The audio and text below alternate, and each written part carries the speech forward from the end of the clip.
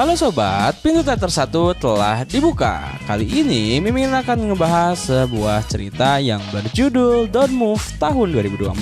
Film ini akan menceritakan seorang wanita muda bernama Iris yang berusaha melarikan diri dari pembunuh berantai di tengah hutan. Iris yang masih terluka secara emosional setelah kehilangan putranya Matteo dihadapkan pada pilihan hidup dan mati ketika menghadapi teror baru dalam hidupnya. Di saat ia berada di titik putus asa dan hampir menyerah, muncul seseorang yang tampaknya akan memberinya harapan baru. Namun segalanya berubah ketika pria yang dikenal sebagai Richard ini ternyata memiliki niat jahat. Dengan cara yang tak terduga membuat Iris dalam 20 menit akan merasakan keadaan yang cukup menyiksanya.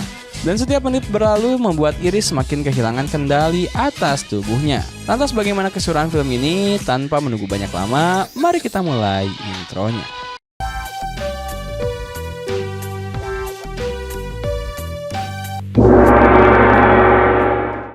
Scene pertama, Iris terbaring di tempat tidur dengan tatapan kosong di wajahnya, sementara suaminya tidur lelap di sampingnya. Setelah beberapa saat, dia bangun, mengambil pisau dari laci, lalu keluar dari rumahnya, meninggalkan ponselnya. Dia mengemudi melalui hutan, memarkir mobilnya dan naik ke puncak gunung berbatu. Sesampainya di puncak, dia meletakkan mainan perahu milik putranya di memorial dan melihat foto putranya dengan pandangan sedih. Lalu mulai mengukir huruf inisial M yang belum selesai untuk Mato di pohon. Dia mendengar suara gesekan dan pergi menyelidikinya, tetapi ternyata hanya angin. Saat memandang hutan yang luas, dia mengepalkan tangan dan mempertimbangkan untuk mengakhiri hidupnya. Namun dia diganggu oleh seorang pria bernama Richard yang bertanya tentang memorial yang dilihatnya di jalur. Tetapi Iris menolak untuk membahasnya. Berdiri di tepi jurang, dia kembali melihat ke bawah. Richard bercanda mengatakan bahwa jika dia benar-benar akan melompat, setidaknya dia harus memberitahunya namanya. Iris tetap diam. Richard mulai menceritakan hidupnya, berbagi bagaimana dia dulunya penggemar mobil sampai sebuah kecelakaan tragis bersama pacarnya, Chloe, terjadi saat mereka kuliah. Dia mengungkapkan bahwa mereka sedang bertengkar sebelum kecelakaan itu dan merasa bersalah atas kata-kata terakhir yang diucapkannya. Iris berkata maaf kepadanya. Richard menambahkan bahwa dia menghabiskan 2 bulan di ranjang rumah sakit yang terasa hangat menyiksa baginya. Iris akhirnya membuka diri tentang kematian putranya Matteo. Dia menceritakan bagaimana suaminya sedang mengukir inisial mereka di pohon, sementara Matteo sedang mengumpulkan 3 batang kayu untuk memanggang marshmallow. Matteo dengan bangga berkata bahwa dia bisa menemukan kayu dalam waktu kurang dari 1 menit. Tetapi Iris meragukannya dan pergi memetik bunga liar. Mereka tidak mendengar ketika anak mereka terjatuh. Dia menyesal bahwa dunia mengambil apa yang diinginkannya. Dia mengakui bahwa dia bahkan tidak bisa menangis, yang dianggapnya sebagai hal buruk dan merasa dirinya rusak. Richard mencoba menghiburnya, meyakinkan bahwa merasa rusak tidak berarti putus asa. Saat dia berpamitan, Iris akhirnya memberitahu namanya. Richard menekankan bahwa pilihan apa yang akan dilakukan selanjutnya adalah miliknya. Iris mengikuti Richard dan bersama-sama mereka meninggalkan jalur pegunungan dan menuju mobil mereka masing-masing.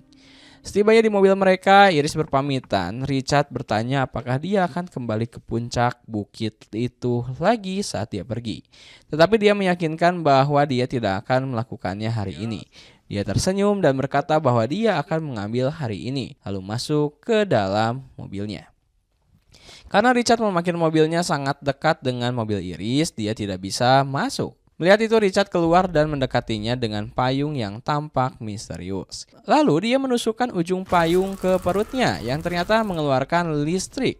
Iris pingsan. Dia mengikatnya dengan erat, menempatkannya di kursi belakang mobilnya dan mulai mengemudi. Ketika Iris sadar kembali, dia panik dan mencoba menghubungi suaminya melalui smartwatch-nya. Richard melihat itu dan memberitahunya bahwa dia tidak akan mendapat sinyal di sana. Iris mengatakan kepada Richard bahwa suaminya akan mencarinya dan bahkan dia tidak perlu melakukan ini. Richard menambahkan bahwa dia sudah sering mendengar kalimat tersebut dari banyak wanita yang pernah dia culik sebelumnya. Dia lalu meletakkan mainan perahu di dekatnya. Dengan cerdik, Iris mengambil pisaunya dan mulai memotong plastik pengikatnya. Untuk mengalihkan perhatiannya agar tidak melihatnya, dia mulai berbicara tentang Chloe. Tapi Richard malah meminta Iris untuk menyebutkan nama anaknya. Iris mengatakan bahwa nama anaknya adalah Matteo. Iris kemudian bertanya apakah Chloe cantik, dan Richard menjawab bahwa dia memang cantik serta bahwa Iris mengingatkannya pada Chloe. Iris bertanya apa rencananya terhadapnya, dan Richard menjawab bahwa dia punya tempat di hutan dan ingin mengepang rambutnya. Iris berhasil memotong talinya lalu menyerang Richard dan menyebabkan mobil menabrak pohon. Dia mencoba keluar tapi Richard menarik rambutnya dan terjadilah perkelahian. Lalu mencoba melarikan diri tetapi Richard muncul di depannya. Richard tiba-tiba bertanya apakah Iris sudah mulai merasakan sesuatu. Iris memintanya berhenti bertele-tele dan langsung menjelaskan maksudnya. Richard mengungkapkan bahwa dia telah menyuntikkan obat yang melumpuhkan ke dalam tubuh Iris, yang akan membuat seluruh sistem tubuhnya berhenti dalam waktu sekitar 20 menit. Dia menjelaskan bahwa dalam waktu 1 menit, keterampilan motorik halusnya akan menurun, membuatnya sulit memegang benda seperti pisau atau ponsel.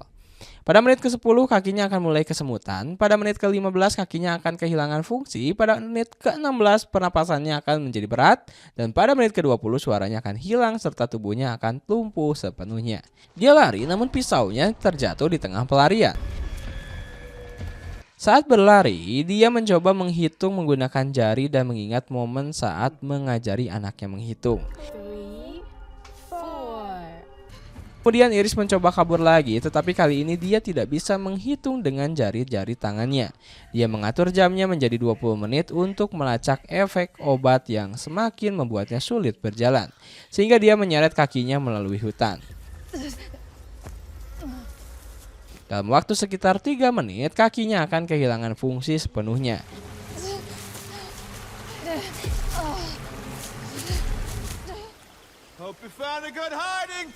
Dan kini dia merangkak menuju tempat aman, sementara Richard memanggil namanya di belakang.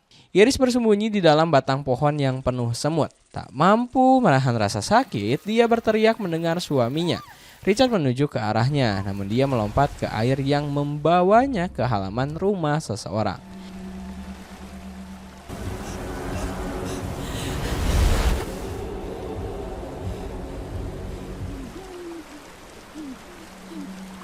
Saat ini Iris telah kehilangan kemampuan berbicara dan menggerakkan otot-ototnya. Pernapasannya pun semakin berat. Seorang pria tua yang sedang membersihkan halamannya dengan blower daun melihatnya dan bertanya apakah dia bisa bicara. Tetapi Iris tidak bisa menggerakkan mulutnya. Pria itu menggerakkan jarinya di depan wajahnya dan Iris mengikuti gerakan dengan matanya. Pria itu bertanya apakah dia bisa mendengar dan Iris berkedip sebagai jawaban. Pria tua itu bertanya apakah dia bisa bergerak dan Iris berkedip 2 kali menandakan tidak. Pria itu kemudian bertanya apakah dia terluka dan Iris berkedip 2 kali lagi. Dia mengatakan bahwa dia akan membawanya ke dalam dan memanggil 911.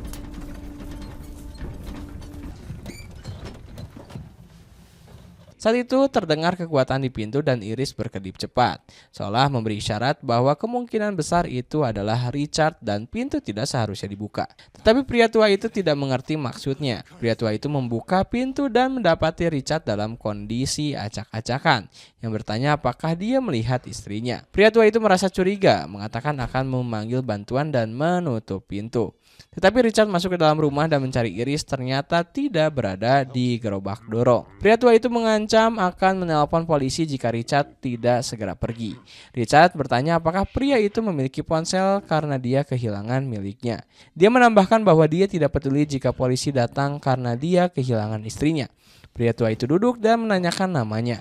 Richard menyebutkan namanya adalah Andrew dan menjelaskan bahwa istrinya memiliki masalah kesehatan mental. Dia menambahkan bahwa mereka bertengkar saat istrinya mengemudi, hingga akhirnya mobil melaju cepat dan mengalami kecelakaan. Dia mengaku tidak ingat apa yang terjadi setelahnya. Pria tua itu kemudian bertanya nama istrinya dan Richard menjawab, Chloe. Di balik sofa itu, Iris mendengarkan percakapan mereka. Richard menambahkan bahwa istrinya menjadi katatonik saat keadaannya memburuk. Pria tua itu berkata, pasti rumit. Richard bertanya apakah pria tua itu memiliki seseorang yang dicintainya dalam hidupnya. Dengan ragu, pria tua itu membuka diri tentang istrinya yang mengalami serangan jantung, di mana mereka berdua terlalu fokus pada dirinya dan mengabaikan kesehatannya. Richard mengatakan bahwa dunia akan mengambil apa yang diinginkannya, seperti yang sebelumnya dikatakan oleh Iris kepadanya.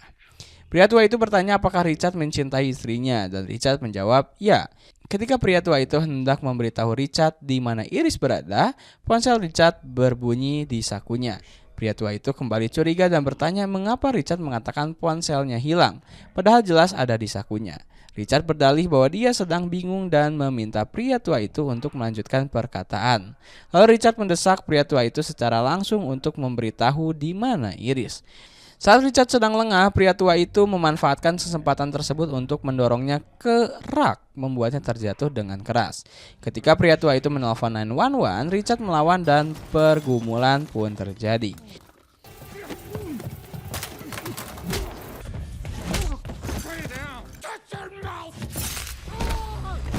Tanpa belas kasihan, Richard kemudian menikam pria tua itu hingga tewas. Karena tidak menemukan Iris, dia menuangkan bensin ke dalam rumah dan menyalakan korek api, membakar rumah tersebut. Iris mencoba menarik perhatian Richard dengan menarik tirai, dan ketika dia melihatnya secara tidak sengaja, dia menyadari bahwa Iris ada di dalam. Richard masuk mengangkatnya dan menempatkannya di mobil.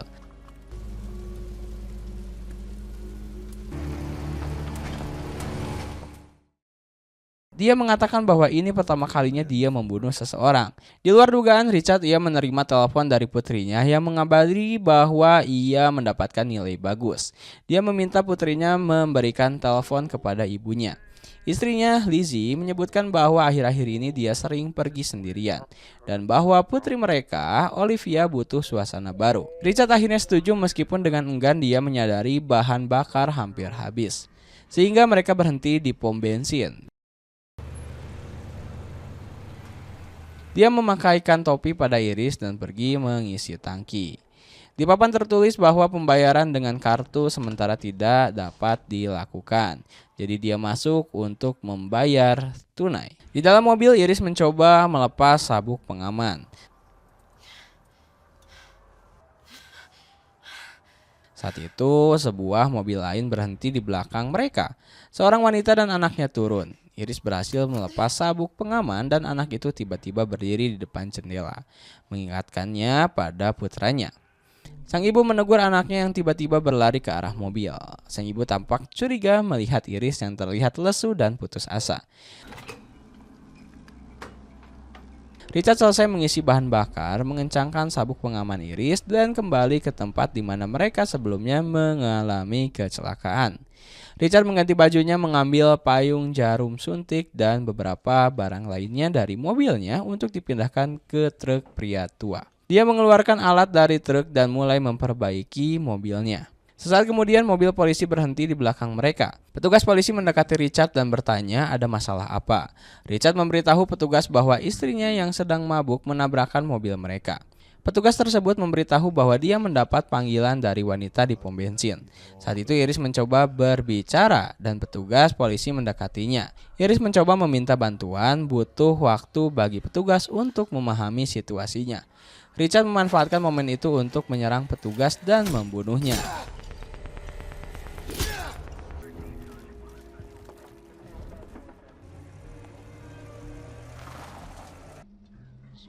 Iris bertanya apakah Richard melakukannya karena merasa dirinya tidak berdaya.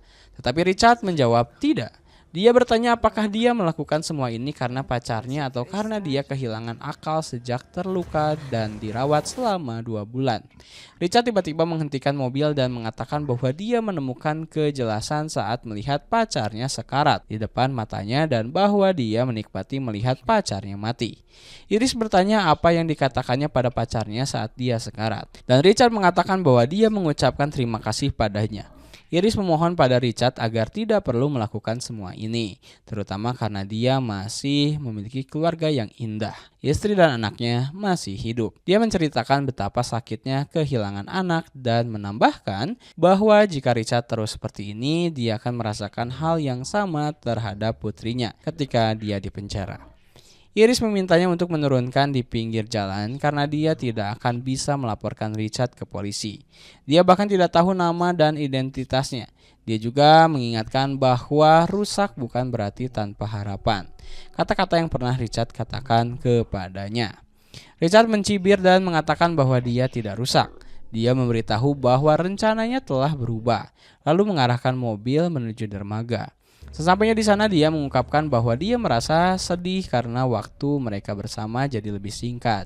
Iris mencoba menusuknya dengan jarum suntik, tetapi jari-jarinya belum sepenuhnya berfungsi. Richard tertawa dan mengatakan bahwa tubuhnya belum pulih sepenuhnya. Dengan berlinang air mata, Iris bertanya mengapa dia melakukan semua ini, padahal dia sendiri sudah mencoba bunuh diri di puncak bukit. Richard mengatakan bahwa dia ingin membuat Iris ingin hidup, lalu menghancurkan keinginannya karena dia menikmatinya. Iris berteriak. Richard mengambil pisaunya dan mengikat Iris dengan erat, menyeretnya ke perahu lalu mulai berlayar.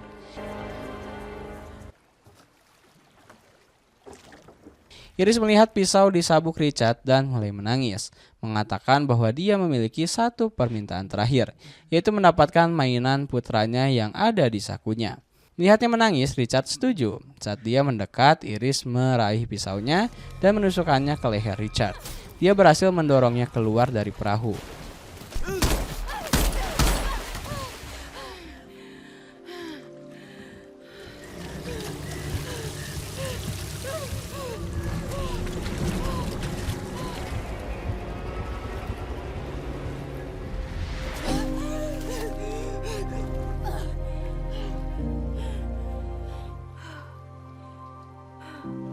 Dia melihat Richard yang sedang berjuang untuk bertahan hidup dan hanya mengucapkan terima kasih karena telah memberinya keinginan untuk hidup. Dan ya, film pun tamat. Thank you.